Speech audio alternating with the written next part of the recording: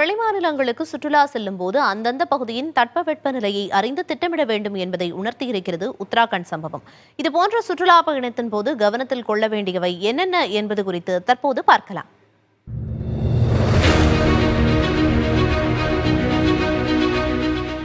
மாநிலம் விட்டு மாநிலம் செல்லும் போதும் சரி, மாவட்டம் விட்டு மாவட்டம் செல்லும் போதும் சரி, அங்குள்ள தட்பவெட்ப நிலையை முழுவதுமாக அறிந்த பிறகே சுற்றுலா பயணத்தை திட்டமிட வேண்டும். எங்கு தங்குவது, என்ன உணவு சாப்பிடுவது, குறிப்பிட்ட இடத்திற்கு எப்படி பயணம் மேற்கொள்வது உள்ளிட்ட அம்சங்களை முன்கூட்டியே திட்டமிட்டு பயணத்தை தொடங்க வேண்டும். அப்போதுதான் இதுபோன்ற விபத்துகளில் இருந்து நம்மை பாதுகாத்துக் கொள்ள முடியும் என்கிறார்கள் அனுபவம் வாய்ந்தவர்கள். ஒரு சீசன் புரியாமல் போய் நின்றுடுவாங்க. ஹோட்டலுக்கு கிடைக்காது, ஒன்றும் கிடைக்காது. இது எல்லாத்துக்கும் மேலே கடல் அலை, நிலச்சரிவு, இயற்கை சீரல், இதெல்லாம் இதுக்கு மேலே உள்ளூர் கலவரங்கள், ஆர்ப்பாட்டங்கள் எல்லாமே இருக்கும். எல்லாம் சேர்ந்தது தான் வாழ்க்கை. எல்லாம் இருக்கும், அதை எதிர்கொள்ளணும், அது வேற. ஆனால் முன்கூட்டியே தெரிஞ்சு கொள்ள வாய்ப்பு இருந்தால் முன்கூட்டியே தெரிஞ்சு கொள்ளணும். அப்படி இல்லைன்னா உங்கள் உயிருக்கு ஆபத்து, உங்கள் பொருள்களுக்கு சேதம், உங்கள் வாழ்க்கையே அஸ்தமித்துவிடும்.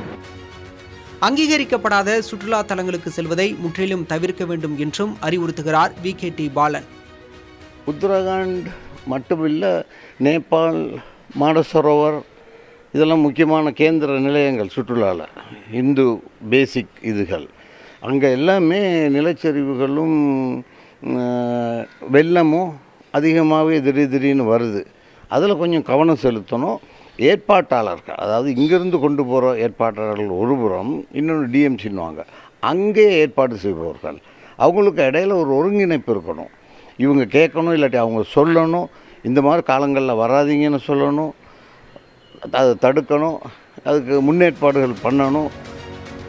சுற்றுலா என்பது மக்களின் வாழ்க்கையில் முக்கியமான அம்சமாக மாறியுள்ள இக்காலத்தில் பாதுகாப்பையும் கவனத்தில் கொண்டு பயணம் மேற்கொள்வது மிக அவசியம் என்பதை மறுப்பதற்கில்லை. தமிழ்நாடு சுற்றுலா வளர்ச்சி கழகத்தில் பதிவு செய்திருக்கக்கூடிய சுற்றுலா நிறுவனத்தின் மூலமாக இருக்கக்கூடிய முகவர்களிடம் திட்டமிட்டு பதிவு செய்து சுற்றுலா பயணத்தை முடிவு செய்தால் இதுபோன்ற விபத்துகளை தடுக்க முடியும் என்று தெரிவிச்சிருக்காங்க. புதிய தலைமுறைக்காக ஒளிப்பதிவாளர் அஸ்வினுடன் செய்தியாளர் ஆனந்தன்.